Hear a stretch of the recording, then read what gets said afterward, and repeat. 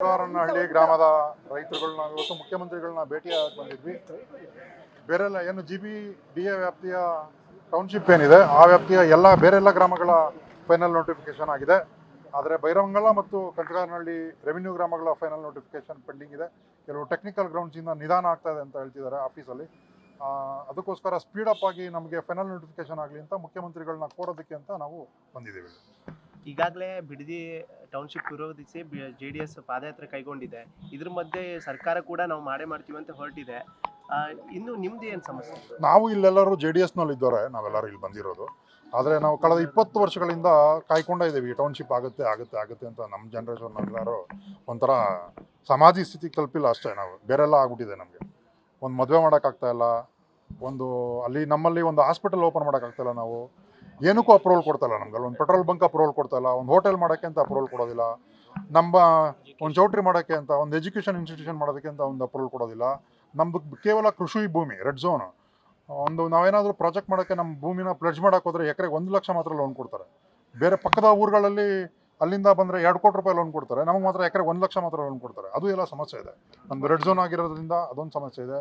ಪುಷ್ಪಾವತಿ ನೀರಲ್ಲಿ ನಾವು ವ್ಯವಸಾಯ ಮಾಡೋಕ್ಕಾಗ್ತಾ ಇಲ್ಲ. ರೈತರೆಲ್ಲರೂ ಹೇಳ್ತಾರೆ ನಿಜ ವ್ಯವಸಾಯ ಮಾಡ್ತೀವಿ ಅಂತ, ಆದರೆ ತೆಂಗಲ್ಲಿ ನಮ್ಮಲ್ಲಿ ಇಳುವರಿನೇ ಇಲ್ಲ. ನಮ್ದು 6 ಎಕರೆ ತೆಂಗಿನ ತೋಟ, ಅದರಲ್ಲಿ ಇಳುವರಿನೇ ಇಲ್ಲ. ಕಳೆದ 20 ವರ್ಷಗಳಿಂದ ನೀರು ಪೊಲ್ಯೂಟ್ ಆಗ್ತಾ ಎಲ್ರಿಗೂ ಇಳುವರಿ ಕಡಿಮೆ ಆಗ್ತದೆ. ಅದು ಎಲ್ರಿಗೂ ಗೊತ್ತಿರೋದೆ. ಗ್ರೀನ್ ಕಾಣುತ್ತೆ ಅಷ್ಟೇ, ಅಲ್ಲಿ ಟ್ಯಾಂಕ್ ಮೇಲೆ ನಿಂತ್ಕೊಂಡ್ರೆ ಗ್ರೀನರಿ ಕಾಣುತ್ತೆ, ಆದರೆ ವಸ್ತುಸ್ಥಿತಿನೇ ಬೇರೆ ಇದೆ. ಇಳುವರಿನೇ ಕಡಿಮೆ, ಸೊಳ್ಳೆ ಕಾಟ, ನೆಮ್ಮದಿಯಾಗಿ ನಿದ್ದೆ ಮಾಡೋದಕ್ಕಾಗಲ್ಲ, ಸ್ಮೆಲ್ಲು. ವೃಷಭಾವತಿ ಕೆರೆನ ಸ್ವಚ್ಛಗೊಳಿಸ್ತೀವಿ ಅಂತ ಕಳೆದ ಎಲ್ಲ ಸರ್ಕಾರಗಳು ಹೇಳ್ಕೊಂಡೇ ಬಂದಿದೆ. ಟೆಂಡರ್ ಆಗುತ್ತೆ, ಆಮೇಲೆ ನಿಂತ್ಕೊಳ್ಳುತ್ತೆ, ಅದೆಲ್ಲ ಸಮಸ್ಯೆ ಇದೆ. ಸೊ ನಾವು ಅದಕ್ಕೆ ಅಲ್ಲಿ ವ್ಯವಸಾಯ ಮಾಡೋಕ್ಕೆ ನಮ್ಮ ಕೈಲಿ ಆಗಲ್ಲ. ಕಾರ್ಮಿಕರ ಕೊರತೆ ಇದೆ. ಅದಕ್ಕೋಸ್ಕರ ನಾವು ಟೌನ್ಶಿಪ್ ಪರ ಇದ್ದೀವಿ. ಬೇಡಿಕೆಗೆ ಸ್ಪಂದಿಸ್ತೀನಿ ಅಂತ ಹೇಳಿದ್ದಾರೆ ಮುಖ್ಯಮಂತ್ರಿಗಳು. ಸ್ಪಂದಿಸ್ತೀನಿ ಅಂತ ಹೇಳಿದ್ದಾರೆ, ಮತ್ತೆ ಭೇಟಿ ಮಾಡ್ತೀನಿ ಅಂತ ಹೇಳಿದ್ದಾರೆ. ಅಲ್ಲ, ಮುಖ್ಯವಾಗಿ ಅಭಿವೃದ್ಧಿ ಪರ ಇರೋದಕ್ಕೋಸ್ಕರ ನಮ್ಮನ್ನ ಭೇಟಿ ಮಾಡ್ತೀವಿ. ನಾವು ಇಲ್ಲಿ ರಾಜಕಾರಣ ಮಾಡಕ್ ಬಂದಿಲ್ಲ. ಕೆಲವು ರಾಜಕಾರಣ ಅವರು ಹಿತಾಸಕ್ತಿಗೋಸ್ಕರ ರಾಜಕಾರಣ ಮಾಡ್ತಾ ಇದ್ದಾರೆ. ಅದೇ ನಾವು ಯಾವುದೇ ಪಕ್ಷ ಇಲ್ಲ. ನಾವಿಲ್ಲ. ಸರ್, ನಿಮ್ಮ 2 ಹಳ್ಳಿ ಇಷ್ಟು ಮನೆ ಇದೆ, ರೈತರಿದ್ದಾರೆ, ಅದರಲ್ಲಿ ಎಷ್ಟು ಜನರಿಗೆ ಈಗ ಸಮಸ್ಯೆ ಆಗ್ತಿದೆ ಅಂತ? ನಮ್ಮಲ್ಲಿ ಬೈರಮಂಗಲ ಗ್ರಾಮದಲ್ಲಿ ಎಲ್ರಿಗೂ ಸಮಸ್ಯೆ ಆಗ್ತದೆ. ನೀರಿನ ಸಮಸ್ಯೆ ಎಲ್ರಿಗೂ ಇದೆ. ಈ ಕೊಳಚೆ ನೀರಿನ ಸಮಸ್ಯೆ ಬೈರಮಂಗಲ ಗ್ರಾಮದ ಹ್ಯಾಮ್ಲೆಟ್ ವಿಲೇಜ್, ಕೋಡಿಹಳ್ಳಿ, ಚೌಕಹಳ್ಳಿ, ಕೆಂಪಶೆಟ್ಟಿ ದೊಡ್ಡಿ, ಕೆಂಪೈನಪಾಳ್ಯ, ಇವೆಲ್ಲವಕ್ಕೂ ನೀರಿನ ಸಮಸ್ಯೆ ಇದೆ.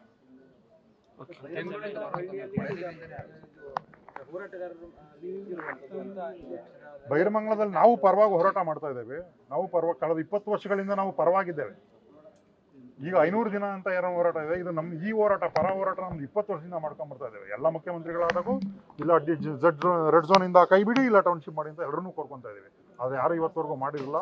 ಸನ್ಮಾನ್ಯ ಮುಖ್ಯಮಂತ್ರಿಗಳು ಮಾಡ್ತಾ ಇದ್ದಾರೆ. ಅವರಿಗೆ ಹೃತ್ಪೂರ್ವಕವಾಗಿ ಅಭಿನಂದನೆಗಳು ಸಲ್ಲಿಸ್ತೀವಿ. ಮೇಡಮ್, ನಾವು ಬಿಡದಿ ಹೋಬಳಿ ಬೈರಮಂಗಲ ಗ್ರಾಮದಿಂದ ಬಂದಿದ್ದೀವಿ. ನಾವು ಇವಾಗ GBD ಏನು ಅಕ್ವಿಸೇಷನ್ ಮಾಡ್ತಿದ್ದಾರೆ, ಕಂಚಗಾರನಹಳ್ಳಿ ಕಂದಾಯ ಗ್ರಾಮ ಮತ್ತು ಬೈರಮಂಗಲ ಕಂದಾಯ ಗ್ರಾಮದ ಅಂತಿಮ ಅಧಿಸೂಚನೆ ಇನ್ನೂ ಆಗಿಲ್ಲ. ಸೊ ನಾವು ಮಾನ್ಯ ಮುಖ್ಯಮಂತ್ರಿಗಳನ್ನ ದಯವಿಟ್ಟು ಅತಿ ಶೀಘ್ರವಾಗಿ ಅಂತಿಮ ಅಧಿಸೂಚನೆ ಹೊರಡಿಸಿ ನಮಗೆ ಪರಿಹಾರನ ಅತಿ ಶೀಘ್ರವಾಗಿ ಕೊಡಿಸ್ಬೇಕಾಗಿ ಕೇಳ್ಕೊಳಕ್ಕೆ ಬಂದಿದ್ದೀವಿ ಮೇಡಮ್. ನಾವು ಮಾಡಬಾರ್ದು ಅಂತ ನಮಗೆ ಅಭಿವೃದ್ಧಿ ಬೇಕು. ಏನಕ್ಕೆ ಅಂದರೆ ಅಭಿವೃದ್ಧಿ ಈಗ ನಮ್ಮ ತಾತನ ಕಾಲದಿಂದ ಹೆಂಗಿದೀವೋ ನಾವು ಅದೇ ಮನೇಲಿ ಇದ್ದೀವಿ ಮೇಡಮ್. ನಮ್ಮ ತಾತ ಇದ್ರಲ್ಲ ಮನೆ, ಅದೇ ಮನೇಲಿ ನಾವು ಇವತ್ತು ವಾಸ ಮಾಡ್ತಿದ್ದೀವಿ. ಸೊ ಅಭಿವೃದ್ಧಿ ಎಲ್ಲಿದೆ? 2006 ಮಾನ್ಯ ಕುಮಾರಸ್ವಾಮಿ ಅವರು ಪ್ರೊಸೀಡಿಂಗ್ಸ್ ಮಾಡಾದ್ಮೇಲೆ ರೆಡ್ ಝೋನ್ ಮಾಡಿಟ್ರು. ಅವ್ರನ್ನೇ ಕೇಳ್ಬೇಕು ಮೇಡಮ್. ಯಾಕೆಂದರೆ ಅವರು ಮಾಡಿರೋದು ಅವ್ರನ್ನೇ ಕೇಳಬೇಕು. ನಾವು ಅವ್ರ ಮನೆಗೂ ಹೋಗಿದ್ದೀವಿ. ದಯವಿಟ್ಟು ಕಾಲೊಂದು ಮುಗ್ದಿಲ್ಲ, ದಯವಿಟ್ಟು ರೆಡ್ ಝೋನ್ ತೆಗೆದುಕೊಡಿ ಸ್ವಾಮಿ ನಮಗೆ, ಇಲ್ಲಾಂದರೆ ಟೌನ್ಶಿಪ್ ಮಾಡಿ ಅಂತ. ಮಾಡ್ತೀನಿ. ನನ್ನ ಕನಸಿನ ಕೂಸು ಅಂತ ಹೇಳಿದ್ರು. ಇವತ್ತು ಪಾಪದ ಕೂಸಾಗಿ ನಾವು ಅನುಭವಿಸ್ತಾ ಇದ್ದೀವಿ.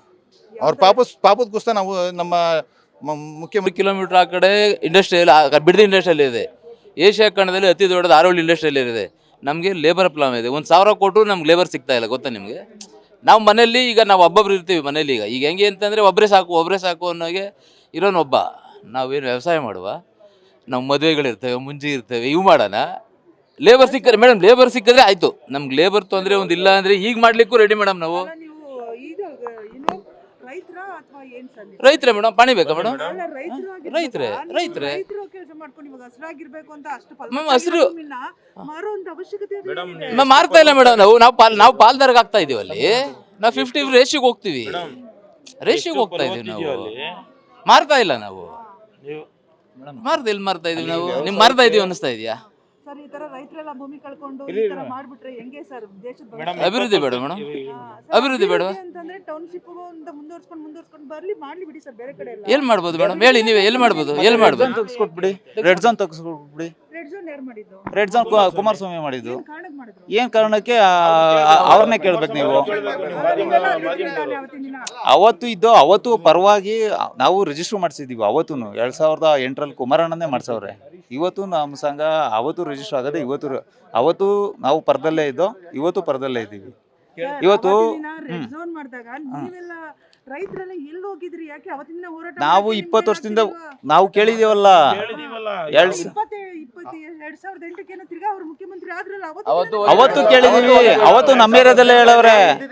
ಅವತ್ತು ನಮ್ಮ ಏರಿಯಾದಲ್ಲೇ ಹೇಳಿದಾಗ ನಾವು ನನ್ನ ಕನ್ಸಿನ ಕೂಸು ಇದು ಮಾಡೇ ಮಾಡ್ತೀನಿ, ನೀವೇನು ತಲೆ ಕೆಡ್ಸ್ಕೊಬೇಡ್ರಿ ಅಂತಾನೆ ಹೇಳವ್ರೆ.